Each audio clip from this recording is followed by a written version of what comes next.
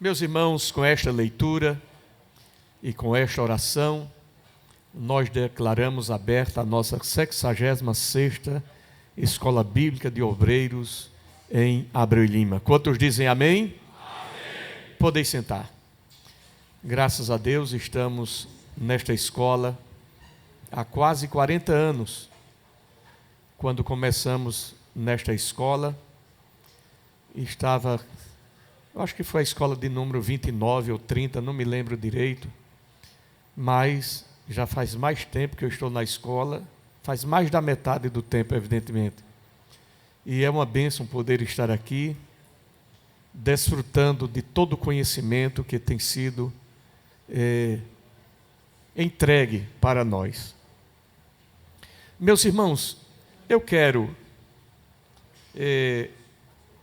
deixar como uma leitura bíblica para uma palavra que espero que seja muito breve. Na primeira carta de Timóteo, capítulo 3, é um texto muito conhecido e muito utilizado por todos nós em escolas bíblicas, que diz assim, 1 Timóteo, capítulo 3, de 1 a 10. Esta é uma palavra fiel. Se alguém deseja o episcopado, excelente obra deseja. Convém, pois, que o bispo seja irrepreensível, marido de uma só mulher, vigilante, sóbrio, honesto, hospitaleiro, apto para ensinar. Não dado ao vinho, não espancador, não cobiçoso de torpe ganância, mas moderado, não contencioso, não avarento, que governe bem a sua própria casa, tendo seus filhos em sujeição com toda modéstia. Porque se alguém não sabe governar a sua própria casa, terá cuidado da igreja de Deus, não neófito, para que, ensoberbecendo-se, não caia na condenação do diabo. Convém também que tenha bom testemunho dos que estão de fora, para que não caia em afronta e no laço do diabo. Da mesma sorte, os diáconos sejam honestos, não de língua dobre, não dados a muito vinho, não cobiçosos de torpe ganância, guardando o mistério da fé numa consciência pura. E também estes sejam primeiro provados, depois sirvam, se forem irrepreensíveis.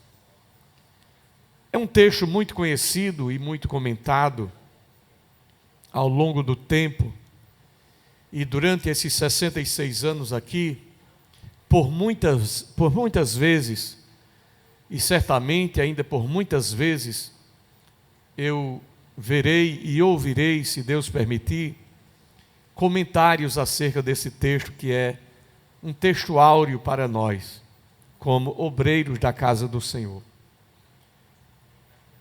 Quando nós temos em nossa jornada, em nossa caminhada, em nossa história,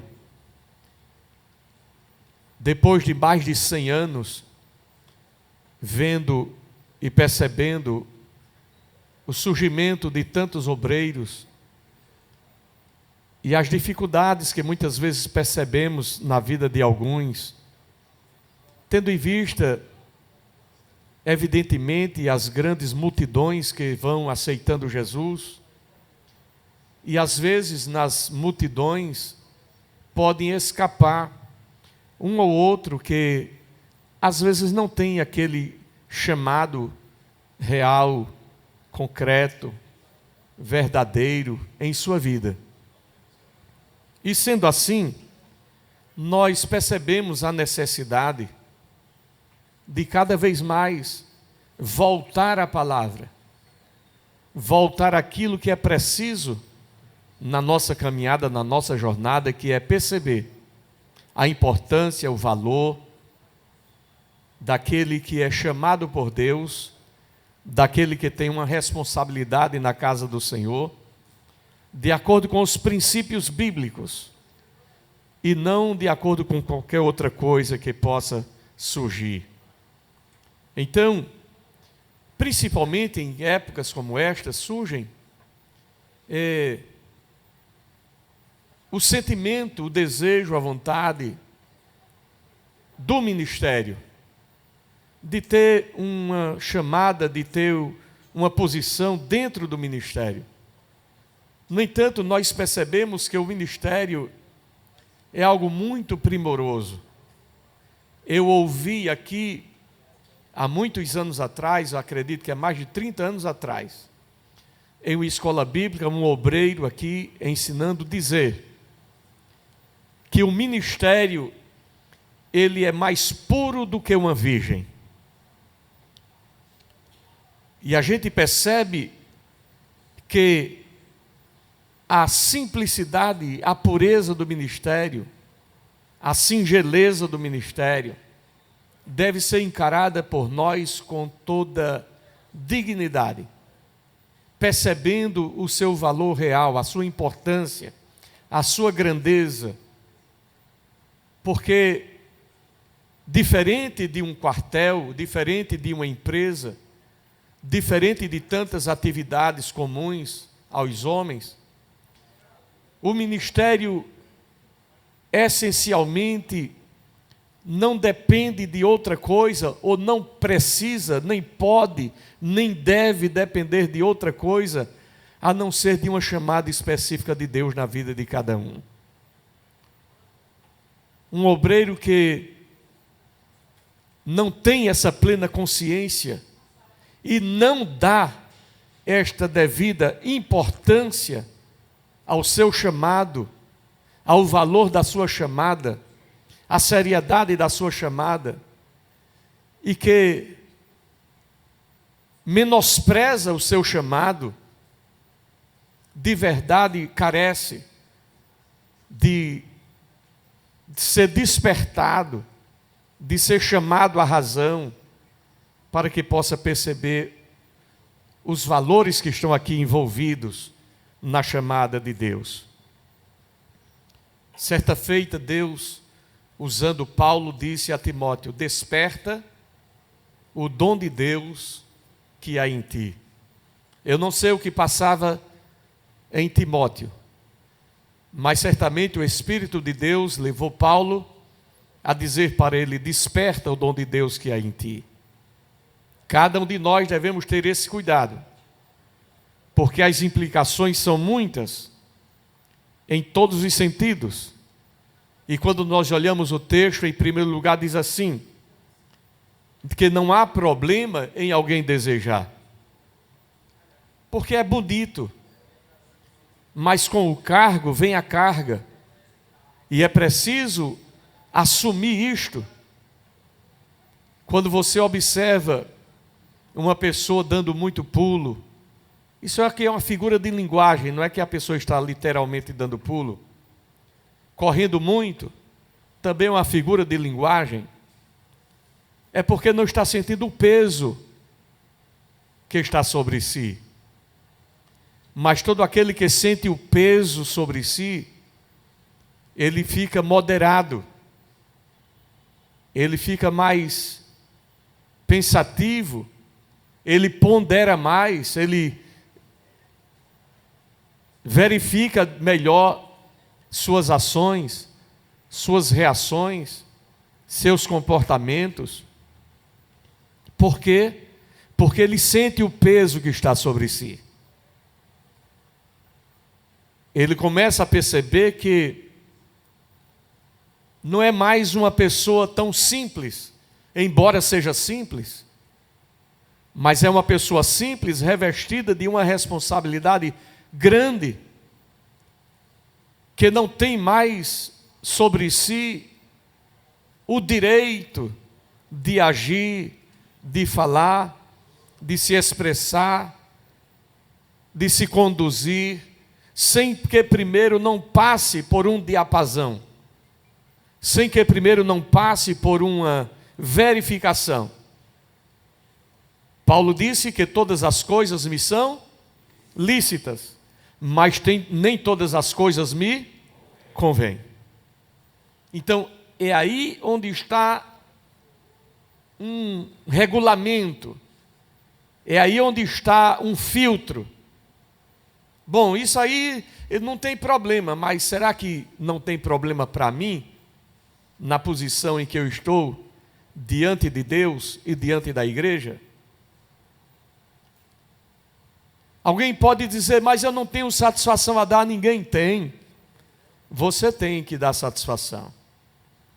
você tem que dar satisfação a Deus, você tem que dar satisfação à sua família, você tem que dar satisfação à igreja, e você tem que fazer conhecida a razão da sua esperança para tantos quantos sejam necessários. E é aqui onde muitos falham, achando que não tem satisfação a dar. E a nossa vida diante de Deus e do mundo e da igreja é uma vida de satisfação. E a minha vida de satisfação diante do mundo é sempre procurar ser visto pelo mundo como luz. E não há satisfação maior a ser dada do que isto.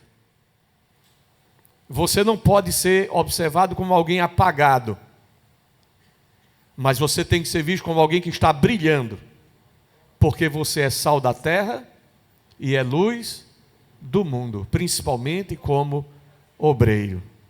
Então, quando nós olhamos para isso, o desejar que é bonito, de fato é, porque às vezes as pessoas só fazem a leitura das linhas, mas na música não existe coisas apenas nas linhas, às vezes tem nas entrelinhas também. E na vida e no ministério, tem as linhas que todo mundo lê, e tem as entrelinhas que somente você sabe.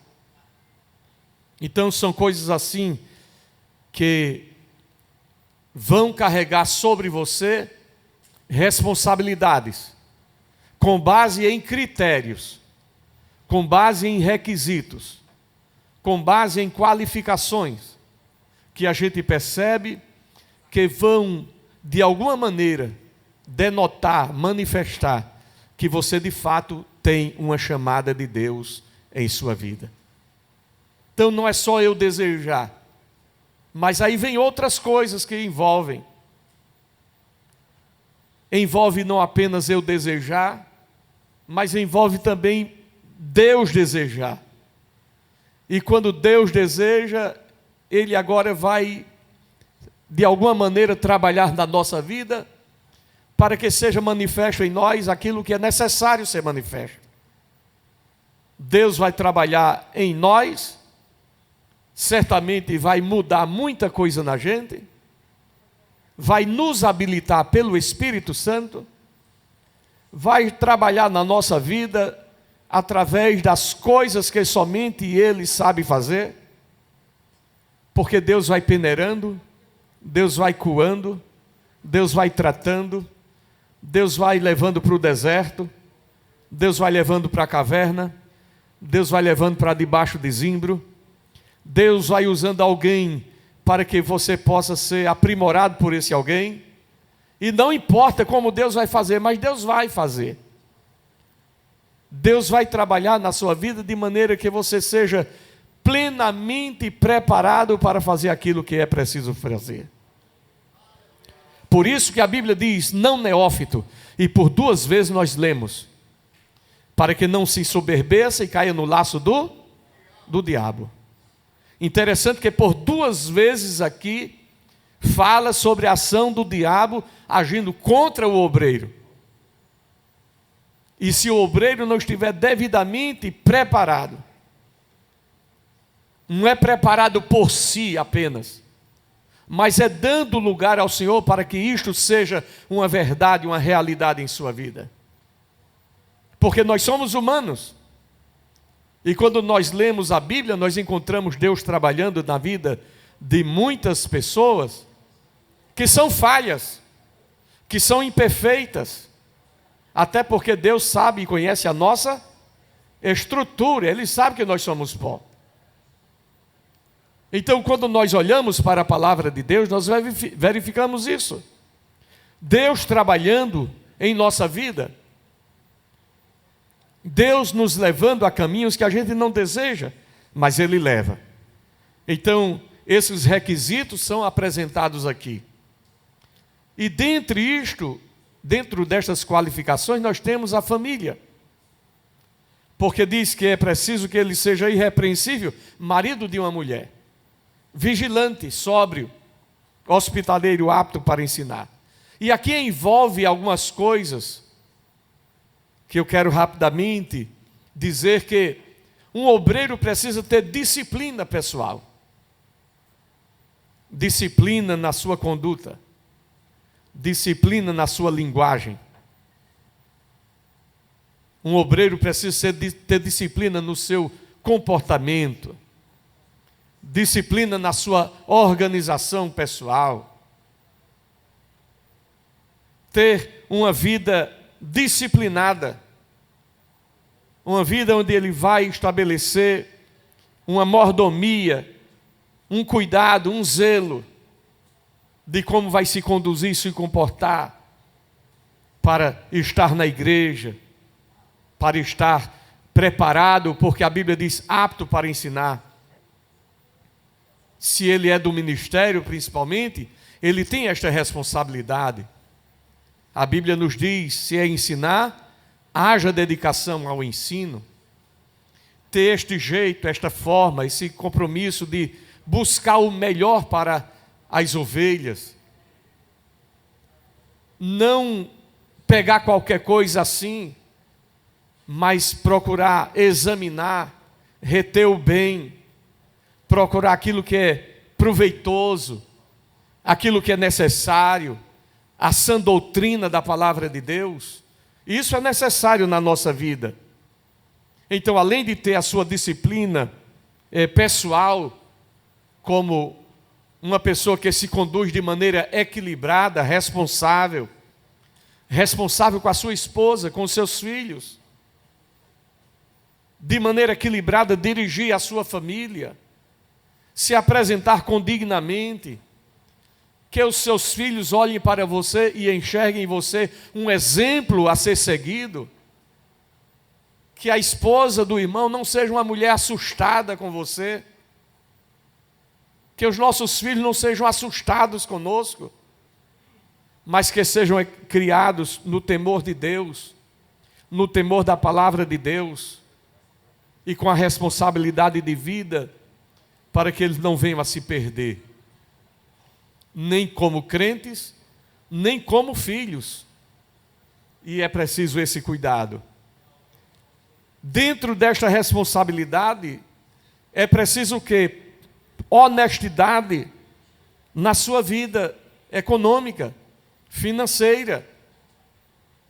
O obreiro, eu quero dar um conselho aos irmãos. Obreiro que tem juízo não vai ser fiador de ninguém, irmãos. Porque geralmente toda pessoa que se coloca como fiador entra em problema de terceiros. Eu aconselho a você, não seja fiador de ninguém. Basta você ser responsável pelas suas próprias contas, que devem estar em dia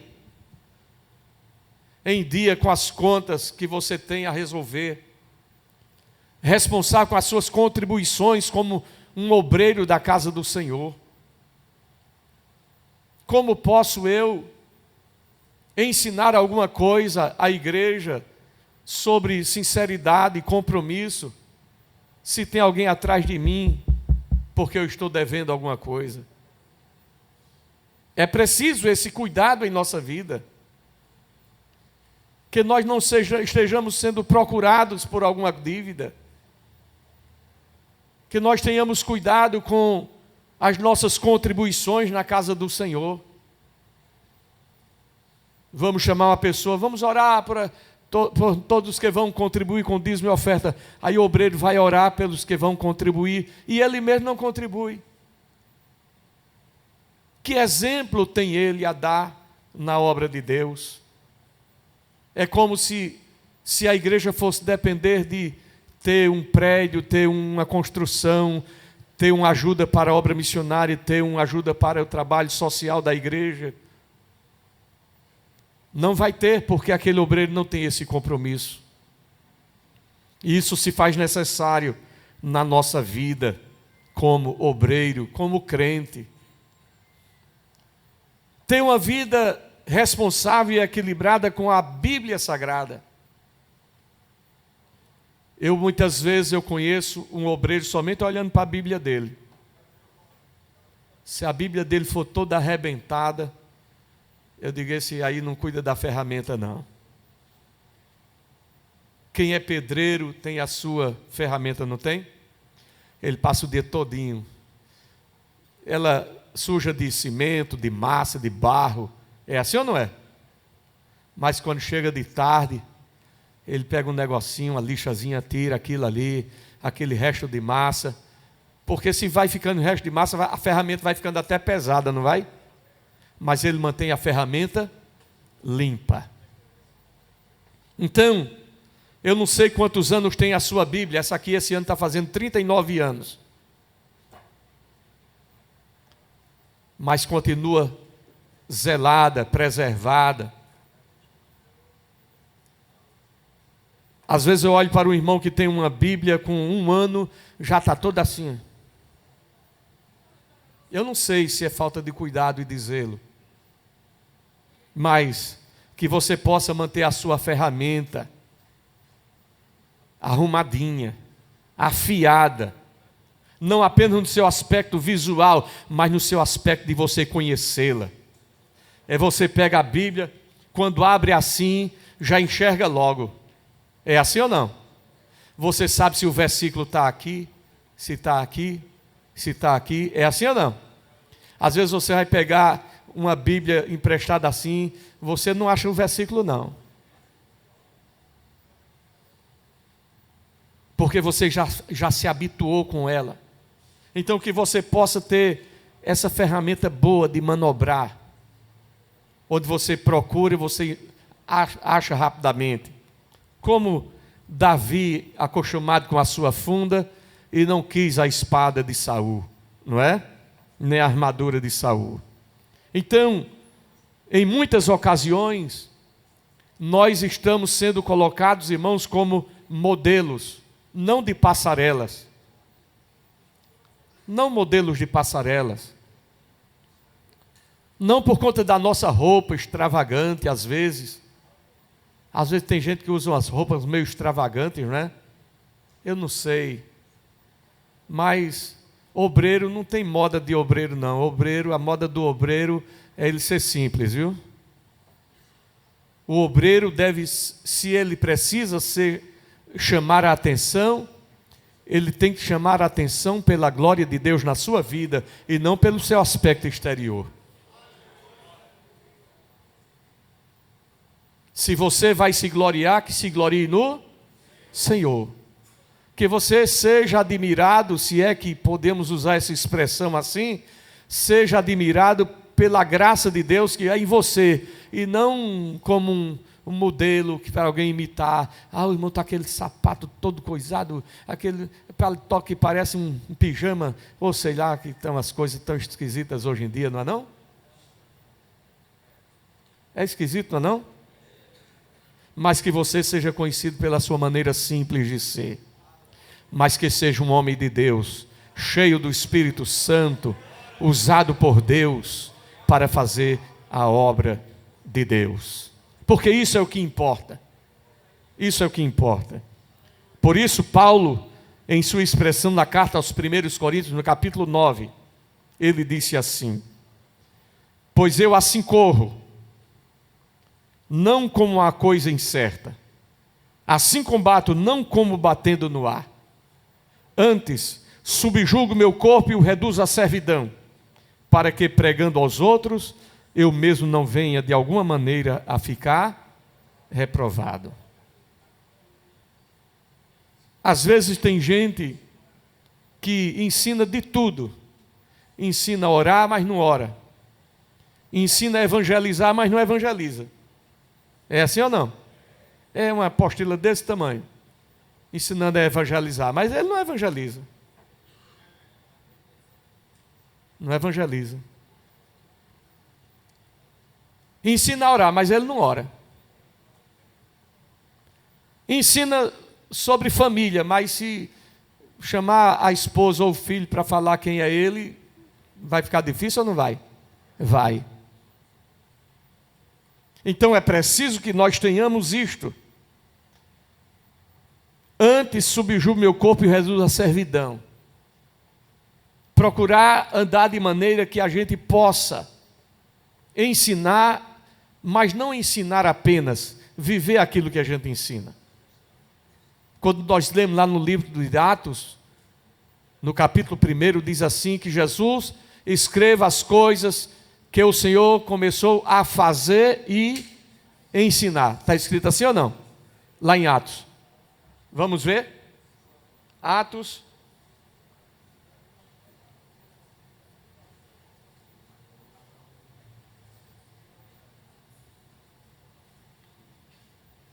Diz assim: fiz o primeiro tratado ao Teófilo acerca de tudo quanto Jesus começou a fazer e ensinar. Eu posso fazer uma aplicação disso para mim. É evidente que aqui faz referência às coisas que Jesus estava fazendo e às coisas que Jesus estava ensinando. Mas eu posso fazer uma aplicação para mim dizendo: aquilo que eu vou ensinar eu preciso fazer. Porque a boca tem que falar daquilo que o coração está cheio. Então, meus irmãos, Filipenses capítulo 4, versículo 9, diz: o que também aprendestes, e recebestes, e ouvistes, e vistes em mim, isso fazei. É alguém que está se colocando como exemplo. Alguém que está se colocando como exemplo. Alguém que está se colocando como modelo. O que vocês viram, o que vocês aprenderam, o que vocês receberam, o que vocês ouviram, o que vocês viram em mim, fazei assim, e o Deus de paz será convosco.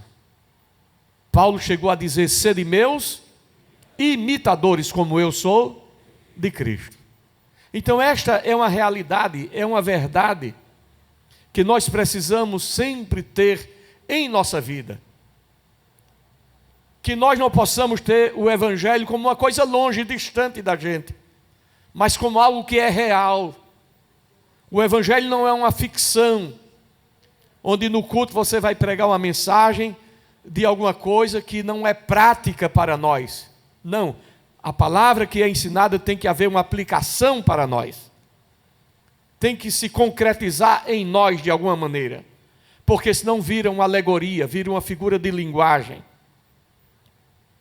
Então é isso que nós devemos ter em nossa vida. Então eu quero concluir por aqui. É apenas uma introdução deste assunto, porque poderíamos desenvolver ainda mais adiante, mas eu quero deixar apenas esta saudação para vocês, para que nós possamos durante esta semana aprender do Senhor, através daqueles que estarão passando por aqui. Amém, irmãos? Então que Deus nos abençoe, que Deus nos ajude e que possamos assim nos conduzir em segurança. Que o conhecimento é capaz de mudar a vida de quem lê, a gente já sabe. E que livro você pode comprar em qualquer livraria. Mas nós transformamos 100% do nosso lucro em mudança de vidas, através da ação social, evangelismo e missões. Ao adquirir qualquer um de nossos produtos, seja presencial ou à distância, você está investindo em alguém. Na próxima vez que você for comprar livros ou artigos evangélicos, não vá em qualquer lugar. Vá na Livraria Arca Missionária. Uma nova história começa quando você compra aqui.